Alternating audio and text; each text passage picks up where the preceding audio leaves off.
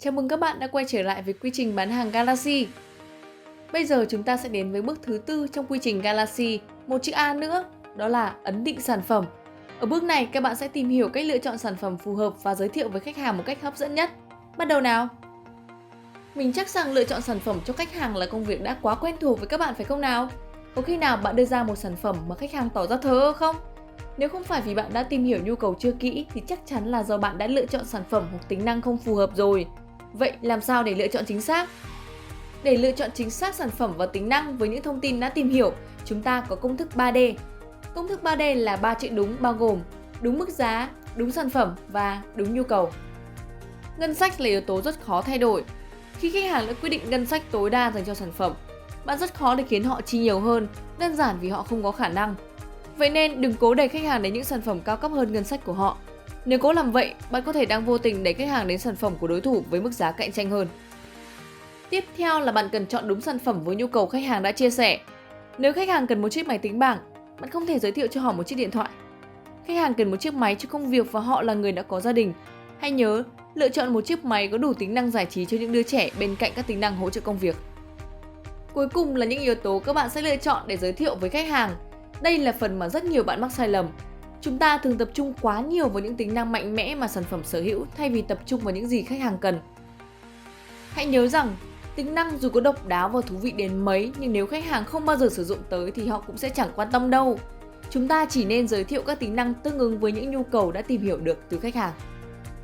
Đó là 3 yếu tố mà bạn cần ghi nhớ để có thể lựa chọn đúng sản phẩm và tính năng để giới thiệu với khách hàng. Đúng mức giá, đúng sản phẩm và đúng nhu cầu.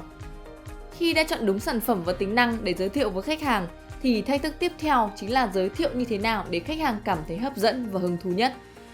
Các bạn hãy nhìn dãy số sau đây và thử nghĩ xem ý nghĩa của nó là gì. Đây là dãy số rất quen thuộc với chúng ta, tuy nhiên hầu hết chúng ta lại không đoán được ý nghĩa của nó. Bạn đã đoán được chưa? Mình bật mí nhé! Dãy số này chính là 1 năm, 12 tháng, 52 tuần, 365 ngày và 8.760 giờ. Quá quen thuộc phải không nào? Tuy nhiên nếu không được giải thích ý nghĩa thì với nhiều người đây chỉ là một dãy số vô nghĩa. Cũng giống như khi bạn giới thiệu một tính năng với khách hàng. Nếu bạn chỉ đọc ra tên tính năng hay thông số thì khách hàng sẽ không thể hiểu được ý nghĩa của nó. Chúng ta cùng thử ví dụ sau đây nhé. Đây là một sản phẩm quen thuộc. Bạn sẽ giới thiệu sản phẩm này như thế nào? Không thể chỉ giới thiệu với khách hàng. Đây là sản phẩm dao cạo râu mới nhất. Hay sản phẩm này dùng để cạo râu, đúng không nào? Đầu tiên chúng ta nên giới thiệu tính năng nổi bật một cách hấp dẫn và chi tiết. Ví dụ như, sản phẩm dao cạo râu mới nhất này sở hữu hàng chục lưỡi dao siêu mảnh và sắc bén. Tuy nhiên như vậy thôi vẫn chưa đủ.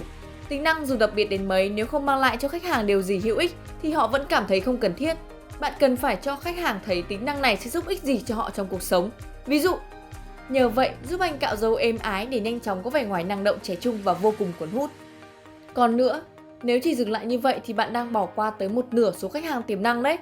Nếu khách hàng là nữ thì sao? Những lưỡi dao siêu mảnh và sắc bén này có giúp ích gì cho họ không? Có chứ. Một tính năng có thể đem lại nhiều lợi ích khác nhau. Bạn có thể tư vấn cho họ sử dụng cho vùng lông dưới cánh tay. Lúc này, lợi ích sẽ là sản phẩm sẽ giúp chị cạo được vùng lông dưới cánh tay nhẹ nhàng và êm ái để chị luôn tự tin và quyến rũ khi diện váy 2 giây. Qua ví dụ vừa rồi, chắc các bạn đã hiểu cách chúng ta sẽ giới thiệu sản phẩm phải không? Điều cần nhớ là tính năng phải luôn đi kèm với lợi ích và một tính năng có thể mang lại nhiều lợi ích khác nhau. Ví dụ, tính năng chụp ảnh thì lợi ích sẽ là có được những bức ảnh đẹp.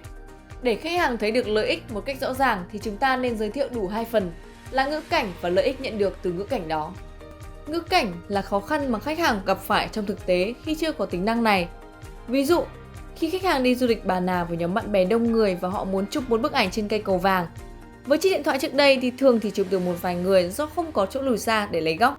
Giờ đây, với camera góc siêu rộng, chúng ta có thể chụp đầy đủ mọi thành viên trong cùng một bức ảnh với một góc chụp lên đến 123 độ. Đó là lợi ích nhận được từ ngữ cảnh này. Như vậy, khi giới thiệu sản phẩm, chúng ta cần nhớ luôn giới thiệu tính năng đi kèm cùng với lợi ích phù hợp với khách hàng. Lợi ích thì nên có ngữ cảnh thực tế để làm rõ lợi ích sản phẩm mang lại cho khách hàng trong cuộc sống. Bạn nên chuẩn bị sẵn những ngữ cảnh và lợi ích phổ biến cho tính năng thường giới thiệu. Một số lưu ý khác trong bước ấn định sản phẩm. Đầu tiên, khi tư vấn các bạn nên trình diễn song song với giới thiệu. Chăm nghe không bằng một thấy. Khách hàng sẽ ấn tượng hơn khi thấy tận mắt các tính năng hoạt động. Tiếp theo, chúng ta đại diện cho Samsung. Những gì bạn nói là Samsung nói. Vậy nên hãy luôn chắc chắn rằng mọi thứ bạn giới thiệu với khách hàng là thông tin chính xác. Tuyệt đối không giới thiệu những thông tin mà bạn không nắm rõ. Khi giới thiệu, bạn hãy sử dụng ngôn ngữ của khách hàng. Sử dụng các từ ngữ quen thuộc dễ hiểu. Đừng lạm dụng thuật ngữ chuyên môn hay các từ ngữ đao to búa lớn. Cuối cùng, khi giới thiệu và trình diễn, hãy nhớ luôn giữ sản phẩm trong tầm mắt khách hàng để họ có thể quan sát một cách dễ dàng nhất.